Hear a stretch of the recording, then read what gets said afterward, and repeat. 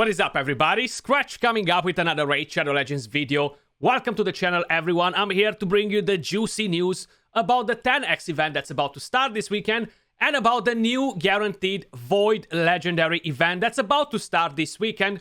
Probably you guys are like, Skratch, I've just seen you posting a video about it around 20 minutes ago. And I gotta say it never aged as bad as this one. No other video aged as bad. So if we're gonna have a look at what exactly I'm talking about, the next guaranteed legendary event. And I kind of assumed that it might be one of the new Void Legendaries that they were added to the game. And I talked about another one that kind of like had some rumors before that's going to be the next guaranteed Void, but it didn't happen. Platinum like kind of withdraw it, right? So here we are. We're going to have a guaranteed Void Legendary event together with the 10x this weekend. And I'm going to tell you if it's worth it or not, okay? Let me just put it out like that. The guaranteed Void Legendary event is no one else but this plastic water gun called Ailil. And why am I calling him a plastic water gun? Because comparing Ailil to Georgid, the new Void Legendary nuker, which does everything that Ailil does just 100 times better, Ailil is a water plastic gun. And if you guys are gonna ask me, Skratch, is it worth it for me to go and summon 110 Void Shards? That's how many you need in order to get Ailil. 110. I'm probably gonna be like, guys, if you care about Arena, get him. Is he good now for Arena? Not really. He's kind of like meh. But he most probably will get a buff because comparing him with Georgid, this champion is just water plastic gun, okay? He just doesn't do that much. But you need 110 Void Shards. So we're also planning to launch a guaranteed champion event simultaneously with the 10x event. Summon champions using Void Shards while the event is active, and you are guaranteed to get Ailil by your 110th Void Shard. Remember, if you do happen to summon Ailil before your 110th Void Shard, your event will end. So there we are. With the A1, attacks one enemy, steals all buffs from the target. The first time this champion hits them with this skill, this effect cannot be resisted. That's actually a pretty strong A1 to steal the buffs, right? Each time he uses the skill and hits an enemy, no buffs will be stolen. Instead, the damage will be increased by 10% for each buff on the target.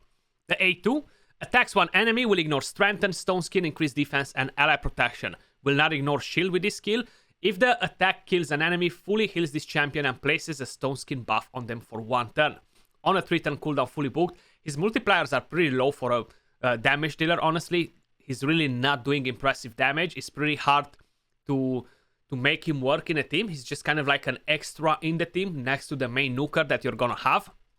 The A3 attacks all enemies. Before attacking, removes increased defense and replaces them with decreased defense, and removes Strengthen and replaces it with Weaken, and places block buffs debuff for 1 turn on enemies not under increased defense or Strengthen buffs before attacking. You don't need accuracy for this. Keep in mind, if you're gonna use this skill in Arena and they have Polymorph, you're gonna get shipped before you get to deal the damage, and you're pretty much losing everything from this skill. It's not gonna be amazing for Arena, not for the high tier Arena. Then the passive increases the champion's HP and defense by 100 for every 1000 attack they have, and he's getting a bit of turn meter when they receive a buff. Crit rate aura for all battles. If you would hit harder, yeah, you could justify it, have a 4-point multiplier, 4.5 multiplier on this skill. That would kind of like make him a bit of justice. And here have a 6-point multiplier. Then yeah, he could be a decent champion. He doesn't ignore defense, okay? That's one thing to keep in mind. And he's just not gonna bring you utility anywhere else but Arena. So if you're wondering, Skratch, I don't give a damn about Platinum Arena. Is it worth it for me to summon Ailil with 110 Void Shards? Most probably not. If you care about Arena, as of today, as the champion is right now, he is not very powerful for Arena. Another thing to keep in mind, you know? So up to you. Let me know your thoughts in the comments down below. I think they need to buff this champion. Like, just look at Georgid.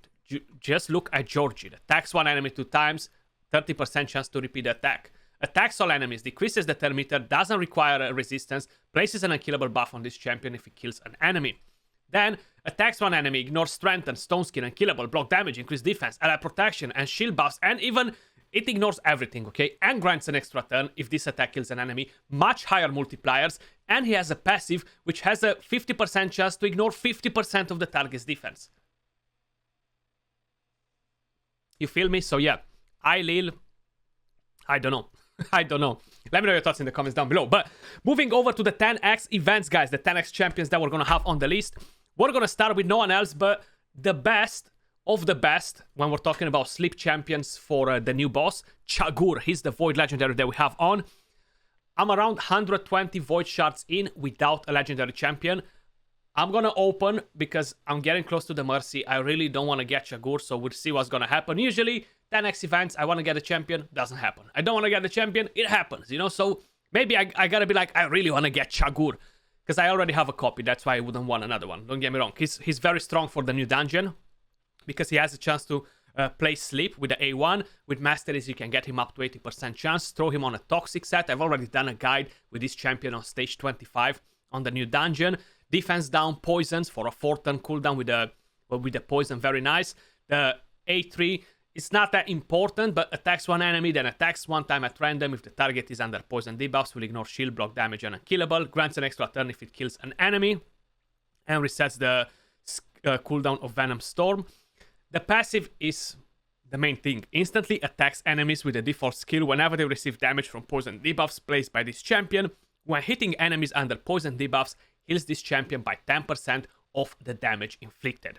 So it's pretty nice for the new boss. It's actually so powerful because it doesn't allow the boss to really take a turn if he's constantly sleeping him with the passive and the poisons. It's very powerful for that new dungeon. Increases ally attack in all battles by 33%.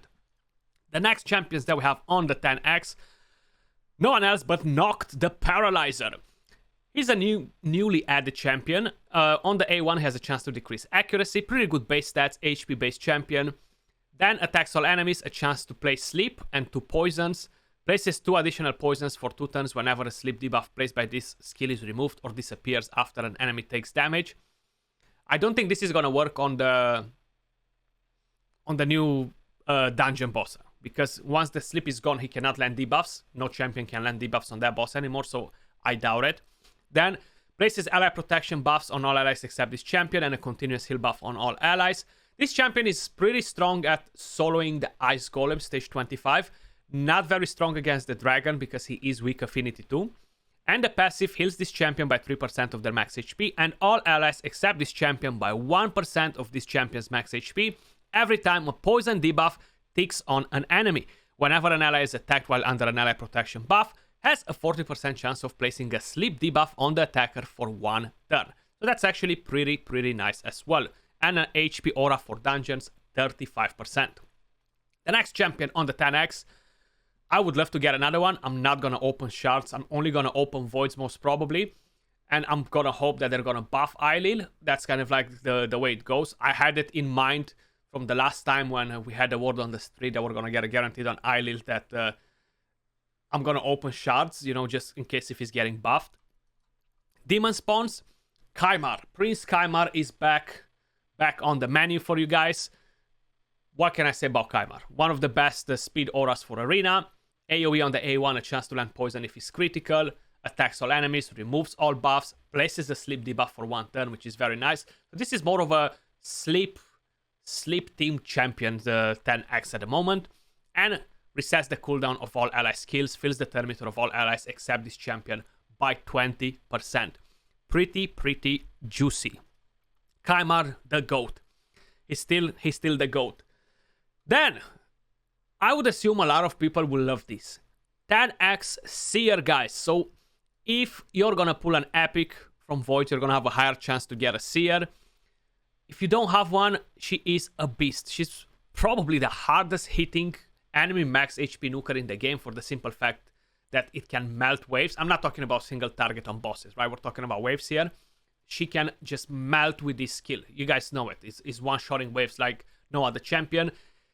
We have a increased crit rate and a weaken on enemies here. Increased crit rate on your allies, of course. This has a chance to land sleep on the enemies. And the A1 attacks an enemy, has a chance to grant an extra turn. Very powerful champion. Then we have no one else but Allure on the 10x as well. Another awesome champion for the Fire Knight, for the Dark Fae, just generally a strong champion. I wouldn't rely on Allure as being a great sleep champion. Places a sleep debuff for 1 turn on targets under defense down. This doesn't work on the new boss because you need to land the sleep first and then you're going to be able to land different debuffs. So one thing to keep in mind.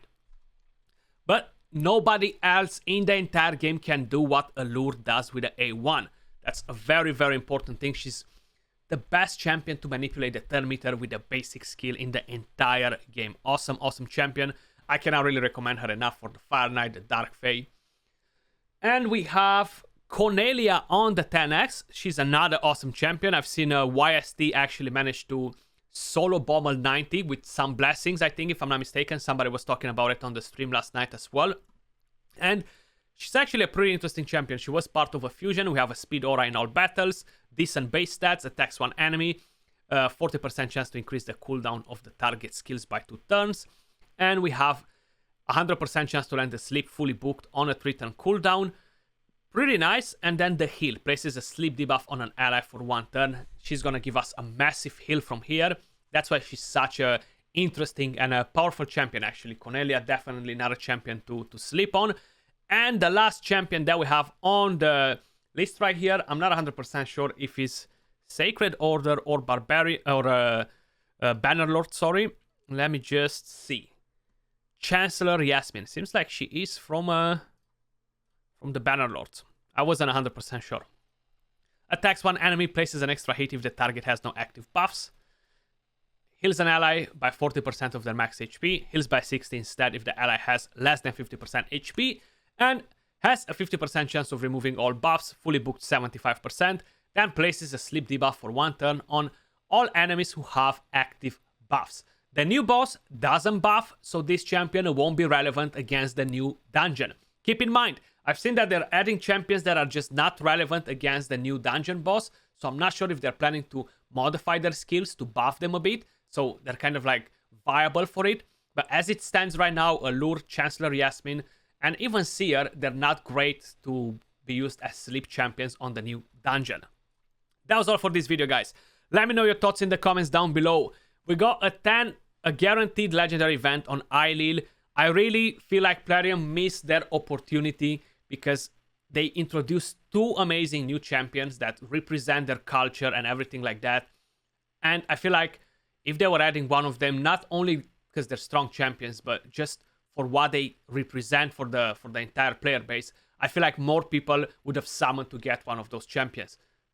We're getting Eilil. How I mentioned, most probably I will summon because I was already mentally prepared to summon for him in case if they're gonna buff him. I'm close to the mercy system. And yeah, we'll see. I'm 95% sure that I'm gonna summon. Maybe I'm gonna change my mind, but that was all for this video. Much love. Appreciate all of you guys watching. And I'll catch you all soon in the next one.